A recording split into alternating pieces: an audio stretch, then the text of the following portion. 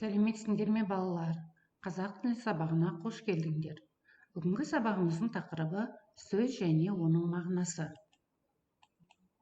Бүгінгі сабақта сөз және оның мағынасымен жұмыс істеуді үйренеміз және мәтін мазмұны бойынша сұрақтар құрастырамыз. Балалар, біздің дене мүшелеріміз қалай сөйлейді? Сұраққа жауапты қимылмен көрсетейікші. Басымыз қалай сөйлейді? Иә, жоқ. Иығымыз қалай сөйлейді? Білмеймін. Ал қолымыз қалай сөйлейді? Сәлем. Сау бол. Бас бармағымыз қалай сөйлейді? Жақсы, жарайсың, ойлан.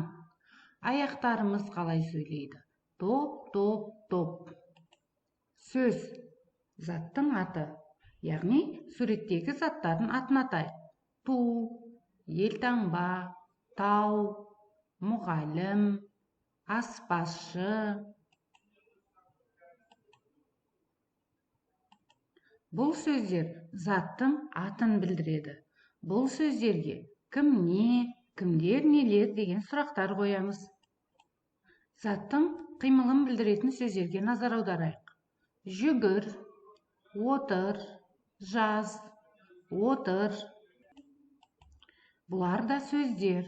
Бұлар заттың қимылын, іс-әрекетін білдіреді. Не істеді, не қылды, қайтты деген сұрақтарға жауап береді. Келесі, заттың түрі, түсі, көлемі, пішініне байланысты сөздерді атайық. Сары, биік, ала, төртбұрыш, дөңгелек, үлкен, кіші. Бұлар да сөздер. Бұл сөздер заттың түрін, түсін, көлемін, пішінін білдіреді. Бұл сөздерге қандай, қай деген сұрақтар қойылады. Келесі сөздерге назар аударайық. 3 раушан гүл, 6 кітап. Немесе бірінші кітап қандай түс? Бірінші кітап қызыл түс. Бұл сөздерде заттың санын білдіреді. Заттың санын білдіретін сөздер қанша, неше, нешінші деген сұрақтарға жауап береді.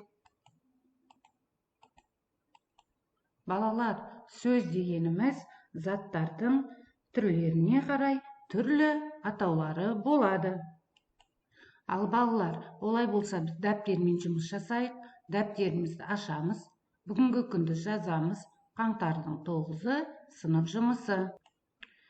Оқулықпен жұмыс. Оқулықтың 4-ші бетіндегі бірінші жаттығу. Шаңғы мәтінін түсініп оқиық. Шаңғыны қар үстінде жеңіл жүру үшін ойлап тапқан. Алғашында шаңғы қатты ағаштан жасалады. Арнайы шаңғы бәтеңкелері 2 аяққа бекітіліп, қар үстінде сырғанады. Кейін сырғанауды жақсарту үшін тағы қос таяқ қосылды. Адамдар ұзын таяқтардың көмегімен бұрынғыдан жылдам жүйткіді. Араға жылдар салып, шаңғының көптеген түрі пайда болды. Олар спорттық биіктіктен сырғанауға, трамплиннен секіруге арналған және су шаңғылары. Балалар, мәтінді өздерің бірнеше рет түсініп оқыңдар. Одан соң түсінбеген сөздерінің мағыналарын түсіндірме сөздіктен қарап біліп ал. Мәтін мазмұны бойынша берілген сұрақтарды оқы. Бірінші сұрақ: адамдар шаңғыны не үшін ойлап тапты? Екінші сұрақ: алғашында шаңғы қандай болды? Арғарай 3-ші, 4-ші сұрақтарды мәтін мазмұны бойынша өзің құрастырып, дәптеріңе жаз.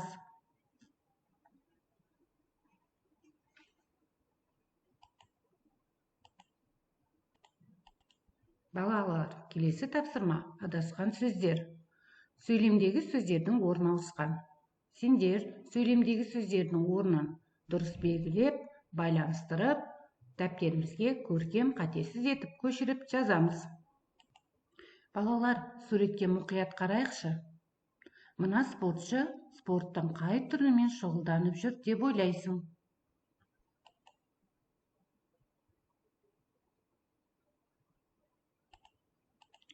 Бұл спорт түрі фристайл деп аталады. Жарайсың.